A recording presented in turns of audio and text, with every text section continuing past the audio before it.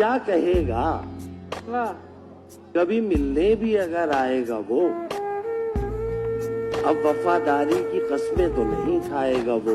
क्या कहते। हम समझते थे कि हम उसको भुला सकते हैं, आहा, हम समझते थे कि हम उसको भुला सकते हैं, और वो समझता था हमें भूल नहीं पाएगा वो। ना सोचा था, पर इतना तो नहीं सोचा था। कितना सोचा था,